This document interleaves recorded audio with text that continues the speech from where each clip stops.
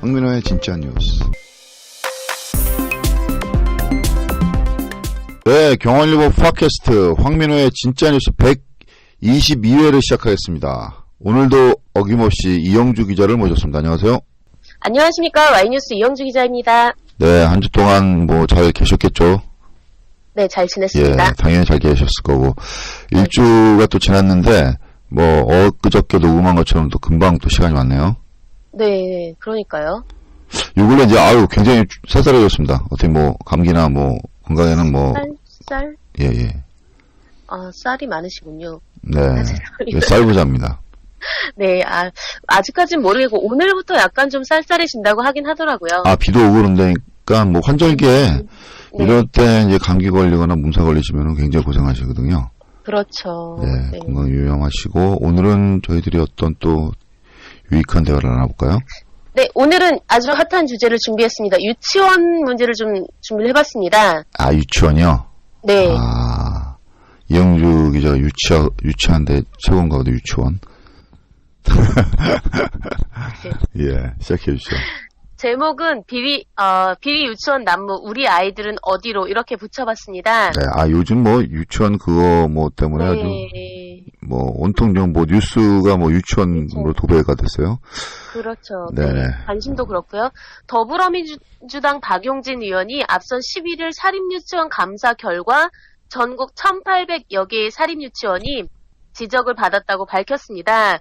이에 따라서 경기도교육청과 서울시 교육청도 25일 최근 감사에서 비리사항이 적발된 공사립 유치원 실명을 공개했고요. 네, 그 다음에 서울교육청도요, 2013년 이후에 비리사항이 적발된 서울시내 유치원 76곳 감사 결과를 실명 공개했습니다. 여기저기 이제 실명이 공개되고 있죠? 예. 더불어민주당과 정부는 같은 날입니다. 국회의원회관에서 당정협의회를 갖고 유치원 비리 근절 대책을 밝혔습니다. 네, 환희 유치원은 너무나 잘 아실 테고요. 네. 그래서 당정은 당초 국공립 유치원 치원율 40% 달성 목표 시한을 2022년으로 잡고 2,600학급 이상 증설 계획을 세웠지만 이날 목표 시한을 2021년으로 한 해 앞당기기로 결정했습니다. 목표대로 2021년까지 최소 2,600학급을 더 만들면 22만 5천 명이 국공립 유치원에 다닐 수 있어서 현재 25% 수준인 치원율은 40%대로 올라갑니다. 3년간 유치원 신설에 필요한 재정은 연 2천억 원 정도로 추산이 되고요. 사립유치원의 투명한 회계 운영을 위해서는 국가관리 회계 시스템인 에듀파인을 2019년부터 200명 이상 유치원과 희망하는 유치원에 우선 적용하고 2020년부터는 모든 유치원에 적용하기로 했습니다. 또 새로 개설되는 사립유치원은 학교 법인 혹은 비영리 법인만 허용이 되고요. 성립자의 자격 기준의 결격 사유를 신설하고 사립유치원의 집단 휴업, 원화 모집 정지 등에는 무관용 원칙으로 대처하기로 했습니다. 네. 정부 당국과 이제 더불어민주당이 대책을 내놓은 거죠. 예. 강경 대응으로 나오는 거죠, 이제. 네, 그렇죠. 그래서 지금 1,800개가 넘는 그런 유치원의 비리가 쏟아지고 있는데요. 예. 지금 최근에 알려진 바로는 정말 경악할 수준인데, 청와대 게시판에 그 야동 동영상 비디오를 아동에게 틀어준 파주의 유치원을 고발하는 글도 올라와서 이목을 끌고 있다고 합니다. 참, 정신없는 유치원도 있네요, 참나. 이거는 정말 미친 거 아닌가요? 또 이제 그 환희 유치원 경우에는 유치원 체크카드로 루이비통 명품 가방이나 노래방, 미용실, 백화점에 지출을 했고 또 이 원장이 1,000만 원이 넘는 월급을 한 달에 2번씩 받아가거나 2천만 원이 되는 거죠. 연봉이 한 2억 5천이 되는 건데 각종 수당 챙기고 아파트 관리비, 벤츠 차량 세대 유지비, 숙박업소 술집, 성인용품에서 교비를 사용했다고 이제 드러났습니다. 유치원이 그 장사가 꽤 되나 봐요. 그죠? 네, 그래서 이제 너무 아이러니한 게 분노한 200여 명의 학부모들이 원장에게 직접 해명을 듣기 위해 유치원으로 몰려갔지만 정작 원장은 실신했다면서 미리 119 구급차를 불러놓고 자리를 피한 것으로 전해졌습니다. 그 대기업 재벌 회장들이 하는 네, 어디서 많이 보겠으네요. 보신 것 같아요. 예. 네, 정치인들 이렇게 휠체어가 아니고 이제 구급차는 뭔 죄입니까 이거? 그게 말이에요. 네. 참. 아, 그래서 이제 당정이 대책을 또 내놨죠. 40%. 제가 우연하게 예. 그 사립유치원 운영자분을 만난 적이 있거든요. 예. 그러니까 이제 이런 대책들이 지금 앞서 발표한 이런 대책들이 유치원 운영주의 사유 재산을 국가가 탈취하려 하는 거다. 이런 시각을 또 나타내시더라고요. 예, 그렇게 생각할 수도 있어요. 사실은 자기네 돈을 투자를 해서 몇십억을 투자를 해서 유치원을 설립해서 하는 거니까요. 그렇죠. 몇십억 들어가는 거 맞습니다. 오, 네, 맞아요. 예, 계속해 주시죠. 네. 네, 그래서 이제, 본인들이 그러니까 토지 매매부터 시작을 해서 건축을 올리는 데까지 정말 몇십억 원, 수십억 원의 돈이 들어가는데, 이런 대처는, 국가가 너무 강경하다라는 거죠. 그래서 사유재산을 빼앗아 가는 거다. 이런 시각도 있고, 또 이제 지금 11일에 박용진 의원이 이런 결과를 발표를 했는데 25일에 이제 서울시교육청이랑 그다음에 경기도교육청이랑 이런 또 이제 비리 결과를 발표를 했고 또 이뿐만 아니라 요양원도 비리가 있다고 알려지기 시작했습니다. 요양원, 어린이집도 네. 그렇죠. 예. 네, 그러니까 지금 그러니까 정부의 그런 어떤 그 지원금을 받는 단체들이 그러니까 다 정부 지원 예산 받는 거거든요. 복지 예산 관련해서 다 지원되는 건데. 네네네. 이렇게 비리가 여기저기서 터지고 있는 것은 그동안 감사가 있었는지 분명히 돈을 그냥 주진 않을 거거든요. 주기적으로 어떤 그 감사를 할 것 같은데. 그렇죠. 네. 네. 이게 된 건지 제가 이제 될 수밖에 없죠. 문제를 하나 낼까요? 어린이집하고 유치원하고의 차이점이 뭔지 아세요? 어린이집은 사설이고 유치원은 공립이 있는 겁니까? 대부분 이제 어린이집하고 유치원하고 연령대가 다른 건가요? 아닌 것 같은데? 예, 어린이집하고 유치원하고 약간 좀 구별하기 이제 어려우신데.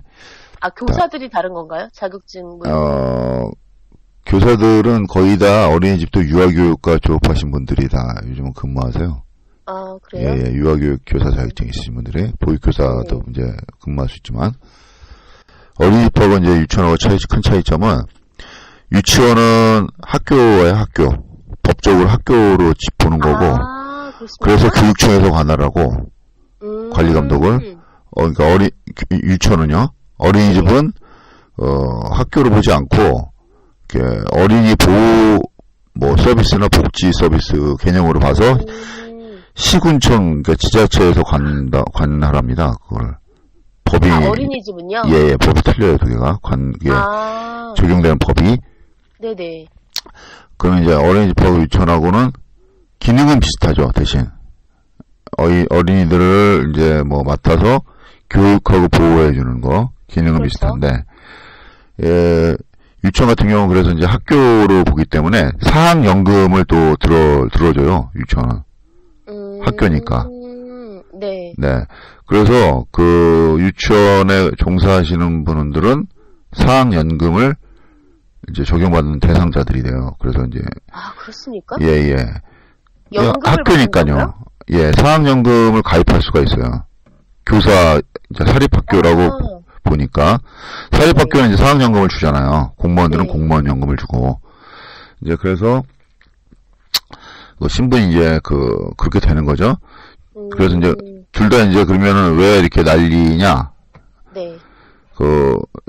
어린이집이나, 유치원이나 규모의 차이는 있지만 어린이집도 이제 돈을 많이 투자하는 것도 몇십억 투자하고 유치원은 기본적으로 몇십억이 들어가야 돼요.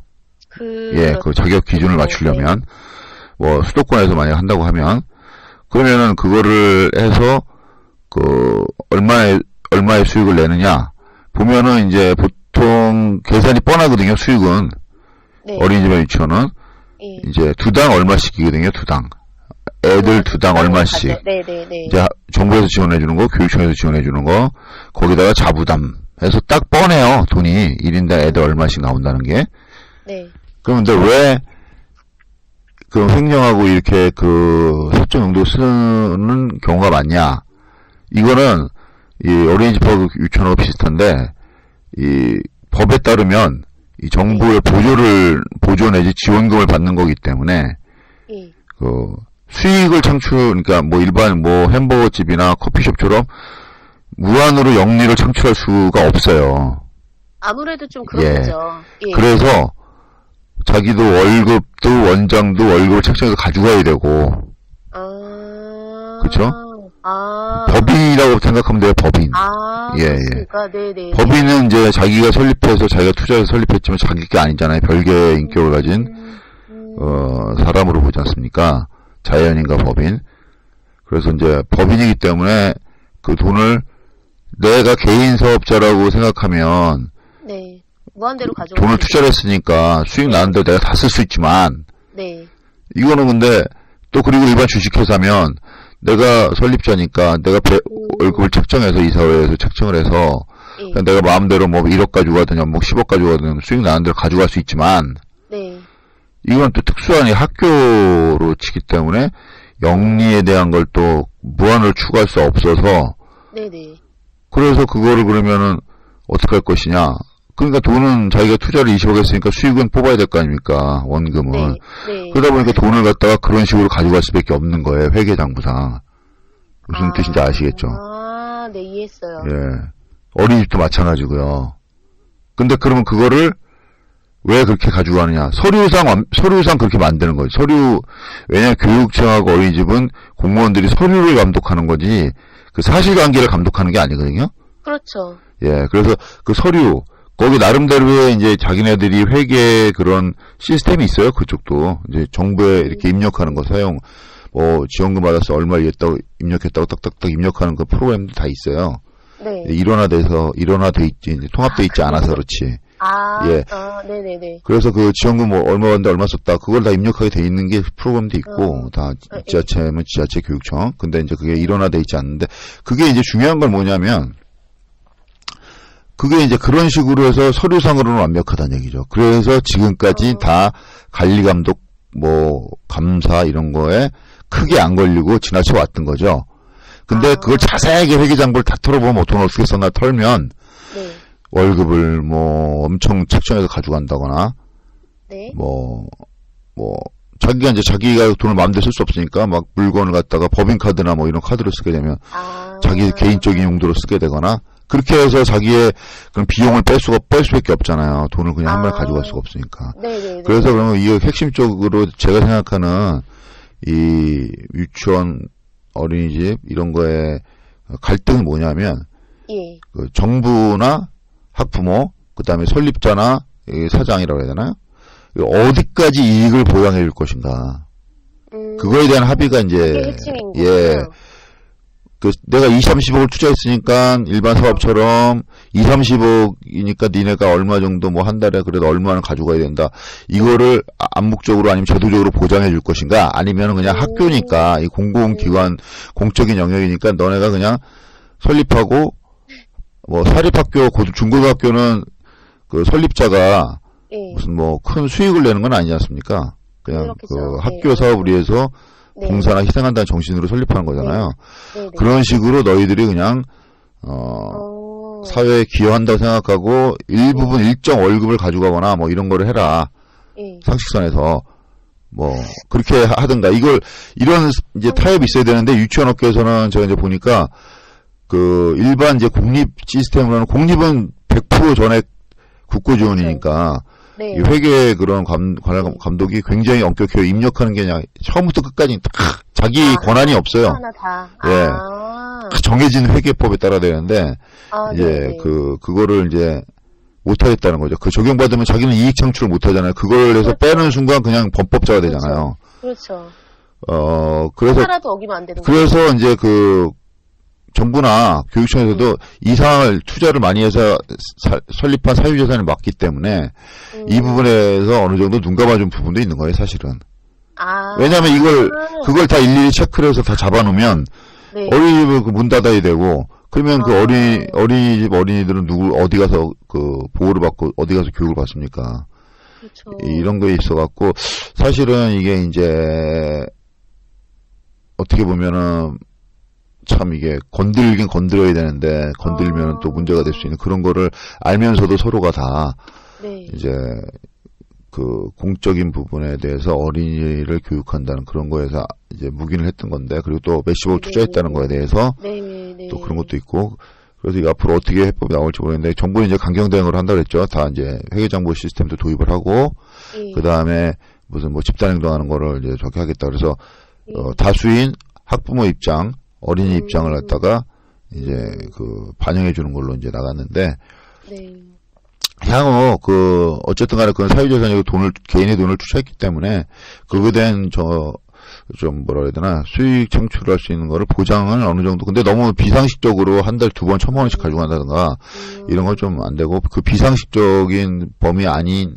상식적인 안에서는 어느 정도 수익을 좀 보장해줘. 그래야지 어린이집 짓고 유치원도 짓는 사람이 나타나죠. 그렇죠. 그러면은 그때 그분의 말씀이 아예 일리가 없는 건 아니었던 거네요. 그러니까 어떤 개인 돈이 이제 들어간 거니까. 근데 사립학교나 중고등학교는 설립해놓으면 모든 전액을 설립만 해놓으면 모든 운영을 예를 들면은 정부에서 국가에서 다 해주는 거예요. 학교니까 의무교육에 이제 적용되니까. 예. 근데 이제 유치원은 또 운영에 대한 부담은 또 설립자가 또 져야 돼요. 망하면은 자기가 또 쫄딱 망하는 거예요. 또 그거는. 그래서 근데 사립학교나 이런 거는 뭐 중고등학교 망하지는 않지 않습니까? 정부에 다 보장을 해주니까. 아이들 배정부터 뭐 선생님들 월급부터 뭐 이런 걸 다 보장해 주거든요, 국가에서. 근데 유치원 같은 경우에는 이제 그 절반은 또 경영에 대한 부담의 절반은 또 유치원 그 원장이 또 져야 되는 그런 상황이기 때문에 이게 앞으로 이제 공적인 영역으로 다 흡수를 해서 중고등학교처럼 사립학교, 사립중고등학교처럼 할 것인가, 아니면 지금처럼 어느 정도 개인의 이익을 보장해주고 유치원이나 어린이집 설립하는 거를 유도할 것인가, 이거를 이제 국가에서 이제 결정해야 되죠. 그래서 지금 보니까 결정한 걸 보니까 40%까지 국공립 영역을 갖다가 이제 넓힌다는 거잖아요. 사실은 국공립 쪽으로 이렇게 의무교육 쪽으로 이제 유치원부터 어린이집부터 유치원, 초등학교, 중학교까지 이렇게 의무교육, 향후 이제 고등학교까지 의무교육을 확대해야 된다고, 정부에서 책임져야 된다고 생각합니다, 저는. 저는 동의해요, 그거는. 또 무엇보다 중요한 건, 양질의 어린이집이나 유치원 이런 서비스, 교육 서비스, 우리 아이들의 서비스 위해서는 그 원작이나 설립자가 이제 막대한 이익을 챙기는 것보다, 교사라고 그래야 되나요? 어린이집, 유치원 교사? 교사들이 이렇게 적절한 대우랑 월급을 받을 수 있는 그런 시스템을 만드는 게 더 중요하다고 생각해요. 예를 들면, 지금 어린이집이나 유치원 종사하시는 분들이 월급이 참 박하거든요. 힘들죠. 예, 그래서 이제 초등학교 수준은 안 되더라도, 어느 정도 이거를 해서, 이직률이 되게 높아요. 힘드니까. 그래서 이걸 해서 내가 생계를 꾸준히 꾸려갈 수 있는 정도, 대우를 사회에서 난 대우해주겠다, 교육자로서. 이 정도는 해줘야 된다. 저는 생각하는데, 그게 가장 이제 비용을 절약하는 것은 유아교육 때부터 항상 제가 주장하는 거지만, 어린이집, 유아교육, 유치원, 이럴 때 교육이 가장 중요하다고 생각하거든요. 그럼요. 저는 이 사회에. 일생에서 제일 중요한 시점이죠. 내가 어떻게 보면. 근데 거꾸로 우리는 그 일생에서 가장 중요한 시점을 가장 소홀하게 투자를 많이 안 해줘요. 그러니까요. 거꾸로 대학, 무슨 고등학교 이런 데는 많이 투자를 하는데, 그래서 저는 이번 기회에 오히려 다 그런 유아교육, 그런 시스템 전반을 다 손을 아주 확실히 박았고, 이 공적인 영역에 확실히 포함시켰으면 하는 바람입니다. 그래서 무엇보다도 선생님들, 구성원들, 교육 담당자들은 선생님들이거든요, 아이들. 선생님들이 행복하게 교육할 수 있는 거는 사명감에 너의 사명감, 너의 희생정신에 의존할 수는 없잖아요. 그거 다 먹고 살라고 하는 직업인데. 이게 기간이 또 평생 사명감을 하긴 정말 힘들거든요. 예, 그래서 적절하게 보상을 해주는, 월급을 좀 상향해주고, 법적으로 좀 상향해줄 수 있는 그런, 강제적으로 상향할 수 있는 그런 제도를 좀 만들었으면 좋겠는데, 그게 또 힘들겠죠? 있으면 좋겠네요. 다 돈이 들어가는 거라? 돈이 들어가도, 어떻게 보면 그 교육도 우리나라의 구성원들을, 키워낸다? 양산하는 그런 투자라고 생각을 하거든요. 그래서, 최근에는 어떤 게 이제 계속 논의되고 있었냐면은, 유보통합이라고 그래갖고, 유치원, 보육, 그러니까 어린이집을 통합한다. 통합한다고요? 예, 예. 그런 논의가 이제 활발하게 사실은 있었어요. 근데 자꾸 이제 그게 지지부진하게 됐었는데 사실은 궁극적으로는 그걸 통합을 해서 네. 어린이집과 유치원을 단일화, 그러니까 한 한다고요? 개의 영역으로 묶어서 네. 하는 수준은 이제 유치원 수준으로 높이고 교육 수준은 네네. 왜냐면 이제 그 어린이집 이제 보육교사 자격증 가지신 분만 이제 취업할 수 있는데 그렇죠. 유치원은 네. 보육교사 자격증 가지고는 취업이 안 되거든요. 유아교육과를 졸업을 해야 되거든요. 그 음. 유아교육과 졸업 수준 이상으로 이제 교사 수준을 높이기 위해서 유보를 통합하고 뭐 네. 시스템 일원화해서 편리하게 음. 하기 위해서 유보를 통합한다 그랬는데 아직 그 통합한다는 논의가 한 몇 년 전부터 나왔었는데 아직까지는 그 지지부진해요. 이번 기회에도 유치원하고 어린이집하고 통합을 하는 그런 네. 체계를 좀 구성했으면 좋겠어요, 사실은. 그럼 일선에서는 그거를 찬성을 하시는 건가요? 아, 그거에 대한 그 유치원 뭐 어린이집 통합을 한다는 거를 알고 유치원 네. 원장이나 예. 아니면 유치원 그 어린이집 뭐 원장이나 교사들이나 이런 사람들 다 네. 준비를 해왔어요, 그동안. 아, 그랬습니까? 네.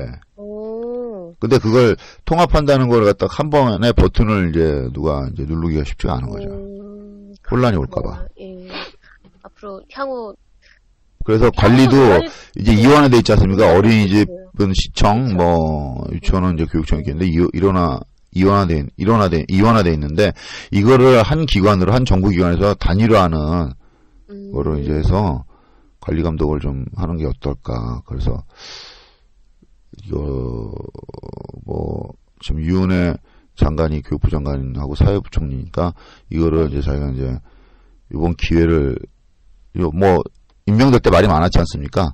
그래서 이걸 잘 처리하는 깔끔하게 처리하는 모습을 보여줌으로써 임명될 때 우려를 딱 네. 불신시키는 자기의 그 능력을 요번에 한번 쏟아부어서 그런 뭐 오해 같은 이런 걸 갖다 좀 털어버리는 좋은 기회로 삼았으면 좋겠네요. 그러면 그렇게 가능하죠, 그게. 네. 네. 그러면 제가 아주 여기 좀 어린이집하고 유치원을 좀 제가 운영하는 거나 이런 거 좀 제가 잘 알고 있습니다. 그러시네요. 네, 전문적인데요. 사실은 어린이집하고 예. 그 운영하시는 건 아니죠? 아니에요. 유치원하고 사실은 망하진 않아요. 네, 돈벌이는 된다 하더라고요. 그래요? 근데 큰 돈은 못 벌어요, 사실. 아, 그렇습니까? 예. 큰 돈, 좀 문제가 났던 거기는 유난히 잘 되는 데고. 왜냐면 애들이 안 낳잖아요. 아니, 이런 문제가 터지면 또 그리고 뭐 이런 너무 많이 나가는 건데 이런 얘기하면 예. 이게 뭐 출산율 저하에서 뭐 정부에서 뭐 몇 조 썼다 이러지 않습니까? 네네. 사실 출산율 저하의 근본적인 해법은 이런 겁니다. 애를 낳아서 편하게 잘 키울 수 있게끔 하면은 당연히 출산이 높아지죠. 그렇죠. 근데 뭐 부모들 이제 주변에 이제 사람들 이제 얘기 들어보면 어린이집이나 유치원을 가는데 대기가 뭐 몇 년 걸린대요. 몇백 명 있다 그러더라고요. 예. 몇 년 걸린다고 하더라고요. 그래서 출산하는 순간부터 그 어디 프로그램이 있대요. 거기 들어가서 등록을 하라고 하더라고요. 선착순으로 가기 때문에. 태어나자마자. 예. 그래서 막 불평불만을 막 얘기하는 거예요. 자기도 나도 네. 그냥 뭐 갈 때 돼서 했는데 아무 생각 없이 네. 이거 너무하냐고 애를 낳아서 뭐 키우라고 할 때는 언제고 지금 키우려고 하면 이렇게 힘들게 하면 어떡하냐고 부모를. 네. 대한민국 참 뭐가 지금 이상하다고 막 얘기를 막 하는 걸 제가 불평불만을 들었어요. 그렇구나. 그것도 개선이 돼야 되겠네요. 개선이 돼야죠. 그리고 어린이집을 좀 유치원을 공적 영역에서 확보를 해야지 이거를 좀 뭐라 해야 되나요? 그 유치원 어린이집을 이제 규모를 제한해 갖고 조그맣게 이제 소규모로 이제 하게 되는데 사실 좀 크게 큼직하게 해서 아이들을 예. 아니면 학교 이제 러시아 같은 데 가니까는 유치원부터 고등학교까지는 다 한 건물에 있더라고요. 아, 그렇습니까? 그러면 피설에 대한 투자가 별도 없어도 되잖아요. 또 계속 따로따로 만들지 않아도. 그렇죠. 그것도 괜찮은데요? 예. 그럼 예산이 병설 유치원은 또 그렇게 하잖아요. 우리가 뭐 학교 질 땅이 뭐 이렇게 넓은 러시아도 땅 넓은데 그렇게 하는데 그 예산 뭐 건물 짓는 예산 기타 등등 네. 뭐 이런 거 있으니까 그냥 그 뭐라 해야 되나 유치원을 학교 병설 유치원이라고 하잖아요. 그걸 그래, 좀 많이 확대를 했으면 좋겠다. 근데 또 거기에 또 문제가 있어요. 이게 큰 아이들하고 작은 아이들하고 이제 섞이다 보니까 네. 뭐 학교 내 뭐 폭력 문제 이런 게 이제 갈등이 있는데 어쨌든 간에 그거는 이제 차후의 문제고 예. 근데 사실 이제 아이들 빨리빨리 들어가서 유치원에서 종합적으로 체계적으로 관리할 수 있는 거는 그런 식으로 하는 게 좋지 않겠나. 병설로 해서 많이 수용할 수 있게끔 하는 게 좋지 않나. 적합해 보입니다. 네. 네. 당정이 지금 대책을 내놓았으니까요. 그리고 네. 규모를 좀 크게 해서 예. 약간 경쟁 비슷하게 시키면 작은 데는 이제 도태될 수밖에 없잖아요. 네. 큰 데가 생기면. 그래서 좀 크게 이제 질 수 있는 법을 좀 열어놨으면 좋겠어요. 그러면 이제 작은 데가 자연적으로 구조조정이 되거든요. 경쟁시키면. 이게 근데 경쟁을 안 시켜요. 또 어린이집 유치원은. 딱 80%인가 거기 선에서 딱 묶어서 인가도 안 내주고 뭐 그렇게 되는 거예요. 그러니까 자기네 작지만 자기네 이익이 계속 유지되는 거죠. 네, 그것도 좀 문제가 있는 거고 사실은. 네. 네, 뭐 제가 알고 있는 상식으로는 이렇게 좀 얘기를 했는데. 좋은 말씀 너무 많이 들었습니다. 정말 해박하십니다. 인정합니다, 대표님. 네, 고맙습니다. 당정이 여러 대책을 내놓았으니까 어떻게 네. 또 헤쳐나가는지 봐야 되겠죠? 네, 저는 유은혜 장관을 믿습니다. 알겠습니다. 우리 옆 고양시 지역구 의원이기 때문에. 네, 알겠습니다. 네. 예, 뭐 더 이상 하실 말씀 없나요? 예, 이 부모님들의 썩어가는 속이 좀 후련해졌으면 합니다.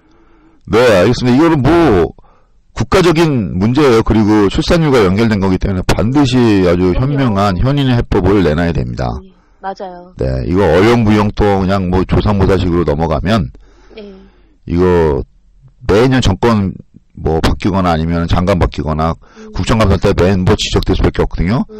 그러면 또 부모들이 막 또 결국은 아이들과 부모들이 피해자가 돼요. 결론은. 맞아요.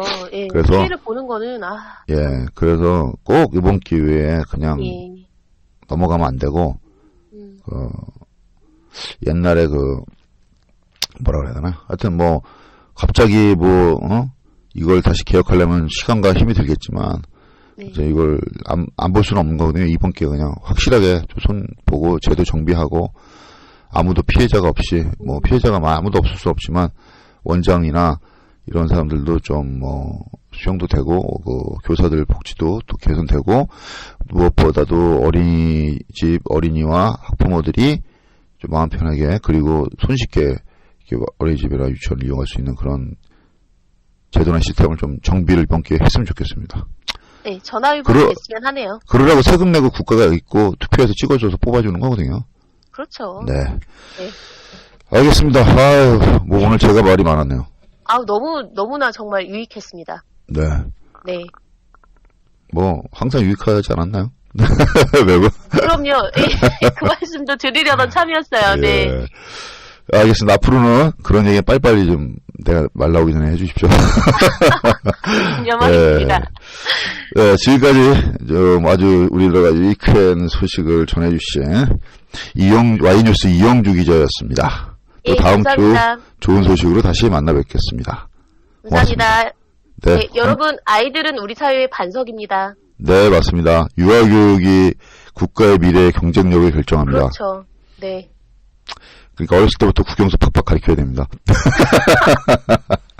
자, 다음 주에 뵙겠습니다. 네, 다음 주에 뵙겠습니다. 고맙습니다. 고맙습니다.